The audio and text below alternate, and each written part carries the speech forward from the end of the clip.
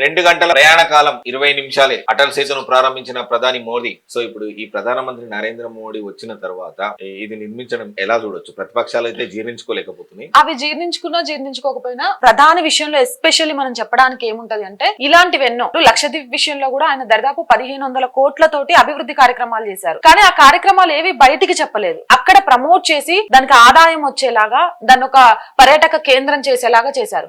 ఇక్కడ కూడా అటల్ సేతు లాంటి ఒక గొప్ప ప్రాజెక్ట్ ని స్టార్ట్ చేసి దాన్ని ఫినిష్ చేసి ప్రపంచం మొత్తం భారతదేశం వైపు తిరిగి చూసేలాగా అక్కడ నుంచి ట్రాన్స్పోర్ట్ పెరిగేలాగా ట్రాన్స్పోర్ట్ వ్యయం తగ్గేలాగా చేసి ఈ క్రెడిట్ ఎక్కడ కూడా వేసుకోలేదు బీజేపీ మీద గానీ మోదీ గవర్నమెంట్ మీద గానీ. ఎందుకు అనంటే ఈజీ అటల్ సేతు ద్వారా మొత్తం ముంబై నావి మధ్య నిర్మాణంతో టైమింగ్ తగ్గిపోయింది, ట్రాన్స్పోర్ట్ పెరుగుతుంది, దీని ద్వారా ఎక్స్పోర్ట్ ఇంపోర్ట్ పెరుగుతుంది అని చెప్తే చాలా ప్లస్ అవుతుంది. కానీ ఎక్కడ వాడుకోవాలంటే ఇవన్నీ వాడుకోవచ్చు. నిజంగా ఇలాంటివి చాలా ఉన్నాయి మనం చెప్పుకోవాలంటే, హైవేలు కానీ మిగిలినవి కానీ.